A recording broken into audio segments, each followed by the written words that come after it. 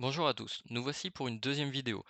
Vous avez peut-être vu la première qui consistait à créer des pièces suivant un programme sous Excel, donc je vous conseille d'aller la regarder en premier avant de visualiser celle-ci, parce que du coup c'est pile poil la suite.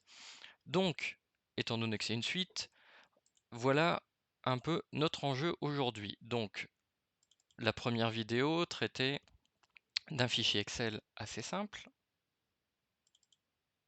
voilà, des noms de pièces, des surfaces, et de là nous avons créé des pièces, pas des pièces non placées, des vraies pièces, avec des limites de pièces qu'on a posées les unes à côté des autres. Cette fois-ci, on va complexifier la chose, on va se dire, on a un Excel, cette fois-ci, avec beaucoup plus d'informations, j'en ai juste mis 3, mais on pourra avoir 10, 20, 30 colonnes. Le principe serait vraiment identique parce qu'on va faire quelque chose de paramétrique qui ne dépend pas du nombre de colonnes et en plus des noms. On va faire pour que ça se détecte tout seul. Donc on va juste rester sur le même schéma, le nom, la surface pour les deux premières colonnes, et ensuite des colonnes avec les paramètres. Là j'ai ajouté le service, une finition de sol, une finition de mur. Je vous avoue que pour les finitions de mur, je me suis pas foulé, j'ai mis peinture partout. Donc c'est parti. Comment nous allons faire? Donc pour rappel, je me suis mis dans Revit 2019. Voilà, c'est juste parce que j'ai pas forcément envie d'utiliser la 2020 parce qu'il y a des petits packages qui fonctionnent pas comme je le souhaite. Donc, Dynamo, hop. Donc voilà, donc je repars du fichier de la dernière fois, de la vidéo précédente. Donc je l'ai juste agrémenté un petit peu pour dire qu'il soit un peu plus lisible avec des noms de groupes. Donc, pour rappel, on ouvre le fichier Excel. Les surfaces, comme elles étaient écrites pas forcément toujours avec, un champ de nombres et des fois c'était compris en texte, on a fait une petite manipulation pour bien que ce soit compris en tant que nombre et calculer la largeur du carré. On a créé nos carrés. D'un côté, on a créé, pardon, nos surfaces de pièces et de l'autre, on a créé les pièces. Alors, comment on va modifier très légèrement ce petit, script pour faire les paramètres supplémentaires de nos pièces? Alors là, je l'ai mis en comment ça s'appelle? En manuel, parce que, ben, du coup, j'ai pas envie qu'il crée toutes les pièces systématiquement. Donc, on va y aller étape par étape. Alors déjà, ce que je vais faire, hop, je vais juste prendre ce nœud, je vais geler. En faisant un clic droit gelé, vous désactivez tout ce qui se déroule après. Donc, bah, forcément, là, il ira un poil plus vite. Donc, je vais changer de fichier Excel, je vais pointer vers celui avec un programme. Donc toujours un petit rappel, le nom de l'onglet, le choix du niveau sur lequel on veut créer les pièces, un petit booléen qui va permettre de choisir est-ce que tout est en texte, en string ou pas, est-ce que le fichier Excel va être ouvert, voilà. Donc, hop, je le lance, donc je l'ai bien mis en trou, donc mon fichier Excel s'ouvre, ça me permettra d'avoir un petit coup d'œil dessus.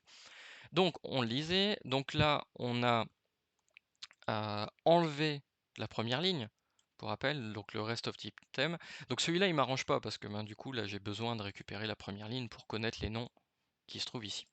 Donc il y a un autre nœud qui s'appelle deconstruct, qui me permet de séparer dans deux listes la première et le reste. Donc là, je récupérais que le reste. Donc hop, ici, si je l'exécute, je vais avoir sensiblement la même chose, sauf que là, je vais avoir une première liste, ici, une première liste qui va me permettre de récupérer le nom, la surface et tous les autres paramètres qui sont dans mon programme. Alors, un petit détail près, les noms des colonnes ici doivent être identiques aux noms des paramètres qui se trouvent dans Revit pour que ça fonctionne. Si il n'est pas identique à la majuscule et aux accents près, ça ne fonctionnera pas, évidemment. Donc, de là, ici, je vais pouvoir changer pour garder le reste ici. On est bien d'accord. Voilà. Donc ça, ici, hop, là si je l'exécute, je récupère le reste. Donc là, ici, j'ai bien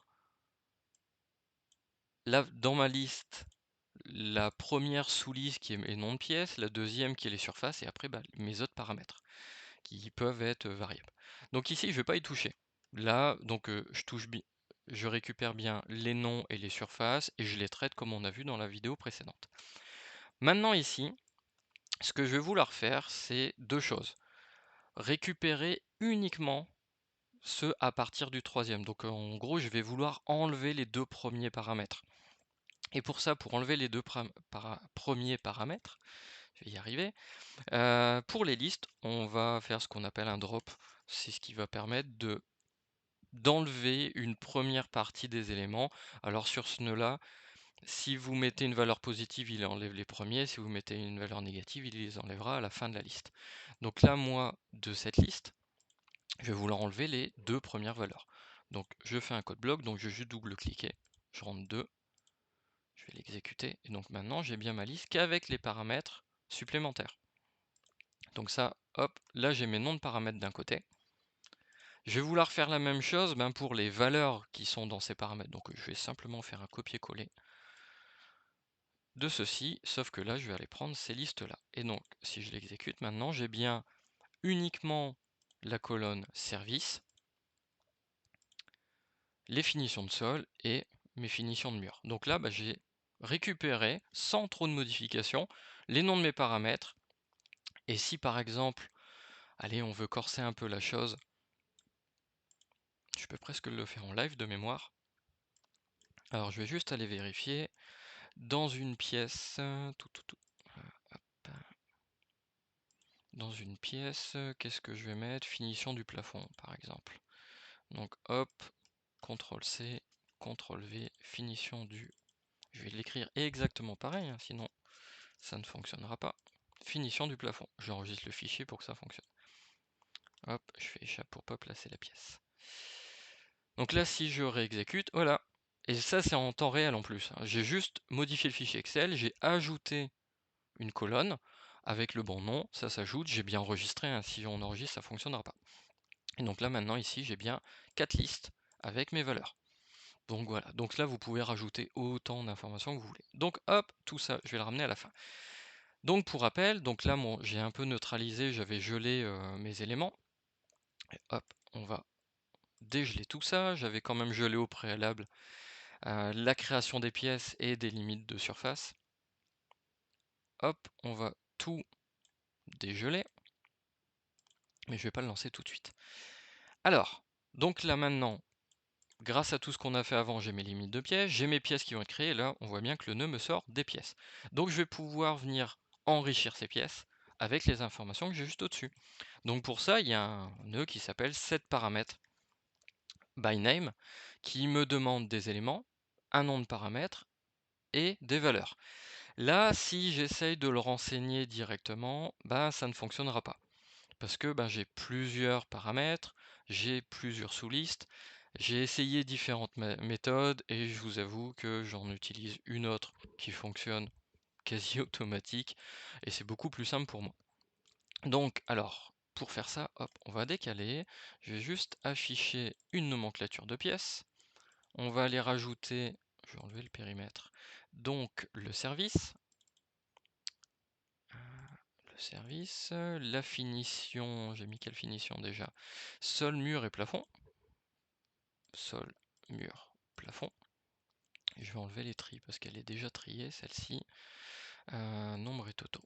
Donc voilà. Donc là, mon tableau il est vierge parce que j'ai pas de pièces non placées. On va même afficher les deux d'un coup. Hop.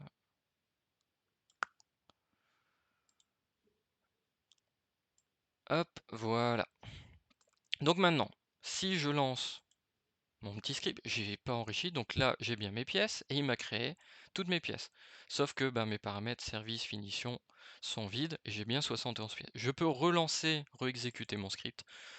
Tout le temps que vous ne fermez pas Dynamo ou Revit, en gros il y a une liaison qui sont faites en permanence entre le script et les objets créés. Donc il ne va pas les ajouter. Par contre, dès que vous fermez le Dynamo ou autre, si vous le relancez, là il vous rajoutera des nouvelles pièces. Et donc il m'a bien créé toutes mes pièces. Si j'en prends une au hasard, hop, ici dans les propriétés, on est bien sur le local P21, local entretien. Ici, il nous manque les finitions. Donc comment on va faire? Là, si je connecte, du coup, je vais juste décaler ça parce que ça me gêne un peu visuellement. Donc là, si je connecte mes éléments, les noms des paramètres, ils sont ici, et mes valeurs, ils sont ici. Si je l'exécute, vous allez voir, Ben, en fait, il me fait de la merde, quoi. Alors vous pouvez essayer de jouer avec les sous-listes et cetera. J'avoue que moi ça marche pas très bien. Alors, j'ai plutôt une autre méthode. Est-ce qu'il y en a d'autres? Ça, vous pourrez me les mettre en commentaire ou vous m'envoyez un message.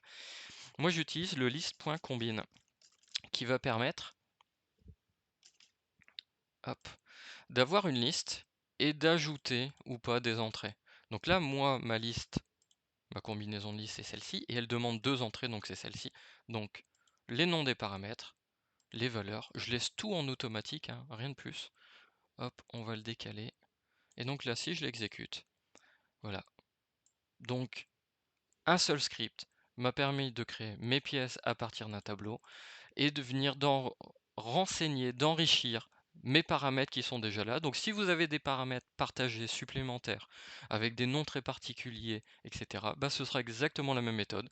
Il suffit juste d'un Excel préformaté d'une certaine logique et mon tableau va être lu par le petit script avec tout de suite en définissant le nombre de colonnes.